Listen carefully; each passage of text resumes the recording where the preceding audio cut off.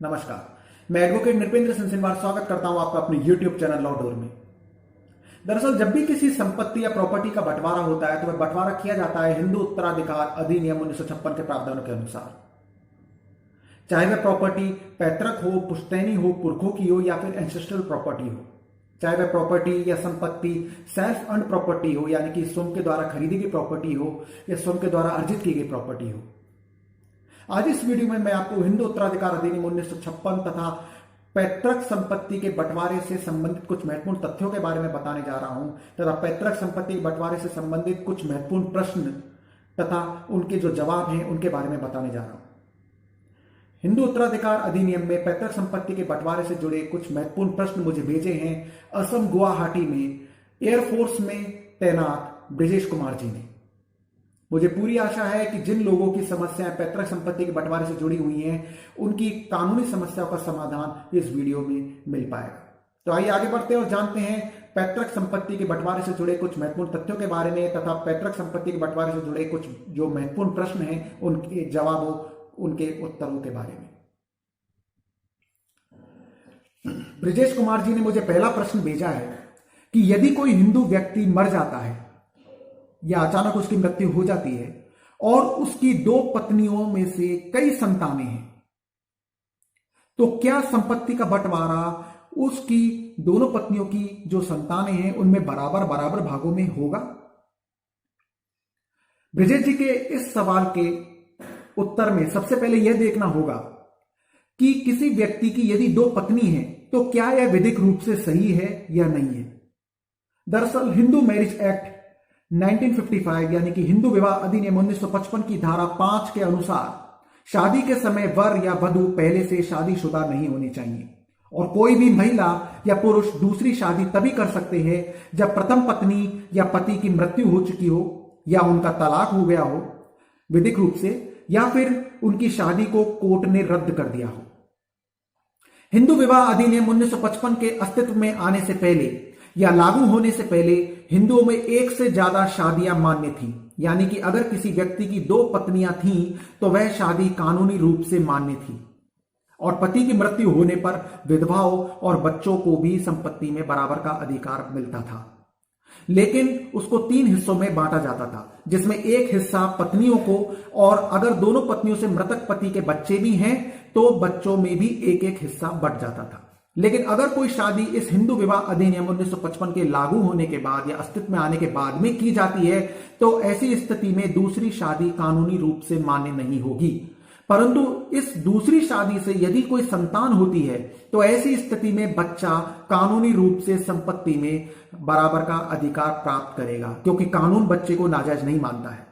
इसलिए ब्रजेश जी के इस सवाल के उत्तर में यह स्पष्ट है कि दूसरी शादी यदि हिंदू विवाह अधिनियम 1955 के लागू होने के बाद हुई है तो वह शादी कानूनी रूप से मान्य नहीं होगी, परंतु उस दूसरी शादी से पैदा हुए बच्चे अपने पिता की संपत्ति पर बराबर का अधिकार रखेंगे तथा मृतक पिता की संपत्ति इस प्रकार से उसकी पहली पत्नी और पहली पत्नी के बच्चों और दूसरी पत्नी के बच्चों में बराबर बराबर या फिर कोर्ट के विवेक के अनुसार बांटी जाएगी और दूसरी पत्नी के बच्चे भी संपत्ति में बराबर का अधिकार रखेंगे। ब्रजेश जी ने दूसरा प्रश्न किया है कि हिंदू उत्तराधिकार अधिनियम 1956 में सन 2005 में क्या महत्वपूर्ण बदलाव या संशोधन हुए थे।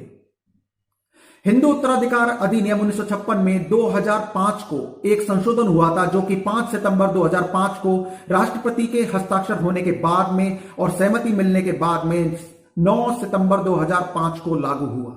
इस संशोधन के अनुसार यदि 9 सितंबर 2005 से पूर्व बेटी की पिता की मृत्यु हो गई है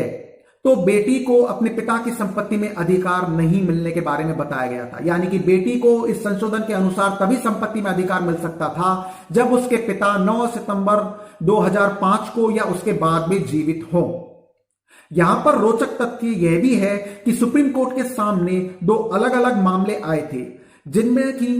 एक मामले में तो सुप्रीम कोर्ट की ऑनरेबल डिवीजन बेंच ने यानी कि 2 सदस्यीय जजेस की बेंच ने इस संशोधन को सही मानते हुए बेटी को संपत्ति में अधिकार 9 सितंबर 2005 से पूर्व यदि उसके पिता की मृत्यु हो गई है तो नहीं माना था तथा दूसरे मामले में सुप्रीम कोर्ट की ही एक दूसरी डिवीजन बेंच ने इस संशोधन को सही मानते हुए सही नहीं मानते हुए, माफ कीजिएगा, सही नहीं मानते हुए बेटी को संपत्ति में अधिकार 9 सितंबर 2005 से पूर्व यदि उसके पिता की मृत्यु हो भी गई है तो भी माना। यानी कि यदि बेटी के पिता की मृत्यु 9 सितंबर 2005 के पूर्व हुई है तो भी उसके पिता की संपत्ति में उस बेटी का अधिकार होगा। परंतु जब ये दोनों ही कॉन्फ्लिक्ट व्यूज लिए हुए आदेश सामने आए तो यह मामला सुप्रीम कोर्ट की लार्जर बेंच को भेजा गया, यानी कि वृहद बेंच को भेजा गया, और फाइनली सुप्रीम कोर्ट की लार्जर बेंच ने इस मामले को अंतिम रूप से निर्णित करते हुए आदेश सुनाया कि वास्तव में यह संशोधन जो कि सन 2005 में हुआ था यह सही नहीं था, और बेटी के पिता की मृत्यु चाहे 9 सितंबर 2005 से पूर्व में हुई हो या बाद में हुई हो, इससे कोई फर्क नहीं पड़ेगा। बेटी अब आजीवन अपने पिता की संपत्ति में अधिकार रखेगी। इस पॉइंट पर, यानी कि बेटियों का अपने पिता की संपत्ति पर अधिकार से संबंधित एक वीडियो मैंने विस्तार से पूर्व में भी बनाया हुआ है। आप इस वीडियो को मेरे चैनल पर सर्च करके देख सकते हैं। ब्रजेश जी का तीसरा प्रश्न है कि यदि पुश्तैनी संपत्ति पिता के नाम पर है लेकिन पुत्र राजकीय सेवा में है और कानूनन माता पिता दोनों ही उस पुत्र पर आश्रित हैं, विशेष रूप से फौजी के मामले में, तो क्या यह माना जा सकता है कि उस पुत्र के पास फैमिली अफेयर्स मैनेजमेंट के अधिकार आ चुके हैं? ब्रजेश जी ने जो ये तीसरा प्रश्न किया है उसके संदर्भ में मैं यह बताना चाहता हूं कि पुश्तैनी संपत्ति या एंसेस्ट्रल प्रॉपर्टी पीढ़ी दर पीढ़ी आपको प्राप्त होने वाली संपत्ति होती है। अभी वह आपके पिता के पास में है, उसके बाद में आपके और आपके भाइयों के पास में आएगी। अगर आपके माँ बाप आप पर आश्रित हैं तो ऐसी स्थिति में आप सामान्य तौर पर फैमिली अफेयर्स को मैनेज कर सकते हैं अगर आप सक्षम हैं तो। यहां पर इस बात का कोई फर्क नहीं पड़ता कि पुत्र राजकीय सेवा में है या फौजी है। यह परिस्थिति किसी अन्य उदाहरण के तौर पर भी देखी जा सकती है कि जैसे कि कोई पुत्र किसी प्राइवेट नौकरी में है और वह भी कहीं बाहर दूसरे राज्य में रहता है, नौकरी करता है, तो वह भी अगर मैनेज कर सके तो फैमिली अफेयर्स को मैनेज कर सकता है अगर उसके लिए यह संभव है तो, क्योंकि सामान्य परिप्रेक्ष्य में ज्यादातर ऐसा संभव नहीं हो पाता है और इसके चलते वह अन्य विधिक उपचारों की मदद भी ले सकता है, जैसे कि अपनी प्रॉपर्टी के बारे में जो भी जरूरी कार्य संपादित करने हैं या डिसीजंस लेने हैं या निर्णय लेने हैं, सिर्फ उन सीमित मामलों की हद तक पावर ऑफ अटॉर्नी भी अपॉइंट किया जा सकता है। ब्रिजेश जी ने चौथा प्रश्न किया है जो कि प्रश्न नंबर 3 के संदर्भ में ही है कि क्या कोई पिता अपनी पुश्तैनी संपत्ति को या एंसेस्ट्रल प्रॉपर्टी को बेच सकता है या गिरवी रख सकता है, और यदि ऐसा होता है तो ऐसी स्थिति में पुत्र के पास में क्या विकल्प होंगे। यह बहुत ही महत्वपूर्ण सवाल है कि क्या पुश्तैनी संपत्ति को पिता के द्वारा बेचा जा सकता है। अगर आम भाषा में कहा जाए तो जो संपत्ति या जमीन आपके बुजुर्ग छोड़कर जाते हैं उसे पैतृक संपत्ति कहा जाता है। हिंदू कानून के अनुसार संपत्तियों को 2 भागों में बांटा जाता है, पहला पैतृक संपत्ति और दूसरा खुद कमाई हुई या अर्जित की गई संपत्ति। कानूनी भाषा में कहें तो पुरुषों की 4 पीढ़ियों तक जो संपत्ति विरासत में मिली हो उसे पैतृक संपत्ति कहा जाता है। पैतृक संपत्ति में हिस्से का अधिकार जन्म से ही मिल जाता है। इसमें पिता जो कि पैतृक संपत्ति का मौजूदा मालिक है और उसके बेटे को प्रॉपर्टी पर बराबर का हक होता है। हालांकि पहली पीढ़ी का हिस्सा जिसमें कि पिता और उसके भाई बहन होते हैं पहले तय किया जाता है, इसके बाद की पीढ़ियों को पुरखों से मिले हिस्सों को बांटना पड़ता है। पैतृक संपत्ति के बारे में कुछ जरूरी बातों के बारे में मैं आपको बताने जा रहा हूं। पहली, पैतृक संपत्ति उसके उत्तराधिकारियों से राय मशवरे के बिना बेची या गिरवी नहीं रखी जा सकती है, और यदि ऐसा हुआ है या किया जाता है तो उस पर दोबारा बंटवारे के लिए मुकदमा कोर्ट में दर्ज कराया जा सकता है। पैतृक संपत्ति में बेटे का बराबर का हक एवं पूरा हक एवं अधिकार एक विधिक उत्तराधिकारी होने के कारण होता है, परंतु कुछ मामलों में माननीय न्यायालयों ने यह भी माना है कि पैतृक संपत्ति यदि पिता बेचना चाहता है तो उसे बेचा जा सकता है, परंतु इसके लिए कुछ विशिष्ट परिस्थितियां विद्यमान होना अति आवश्यक है। जैसे कि यदि परिवार पर कोई अचानक आर्थिक संकट आ गया हो या फिर कोई लेन देन संबंधी मामला लंबित हो, लोन या ऋण आदि चुकाना हो, तो ऐसी स्थिति में पैतृक संपत्ति को पिता के द्वारा बेचा जा सकता है, परंतु उस पैतृक संपत्ति के विधिक अधिकारियों से उचित विचार विमर्श और सूचना के साथ ही ऐसा किया जाना चाहिए। दूसरा, पैतृक संपत्ति में हिस्से का अधिकार पैदा होते ही मिल जाता है। तीसरा, अब यदि पैतृक संपत्ति को बेचा जाता है तो उसमें बेटियों को भी बराबर का हिस्सा मिलेगा। चौथा, अगर आपको पैतृक संपत्ति में से हिस्सा देने से मना किया जाता है तो आपके द्वारा कानूनी या लीगल नोटिस भेजा जा सकता है तथा साथ ही कोर्ट में मुकदमा भी दायर किया जा सकता है। पांचवा, पैतृक संपत्ति उस प्रॉपर्टी को माना जाएगा जिसका हिंदू संयुक्त परिवार के सदस्यों के बीच बंटवारा नहीं हुआ है। छठा, एक बार पैतृक संपत्ति का बंटवारा होने के बाद में हर उत्तराधिकारी को मिला हिस्सा उसकी खुद कमाई हुई संपत्ति बन जाता है। सातवां,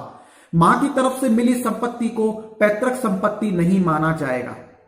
आठवां, हिंदू कानून के अनुसार गैर विभाजित परिवार के मुखिया के पास परिवार की संपत्तियों को संभालने का जिम्मा होता है।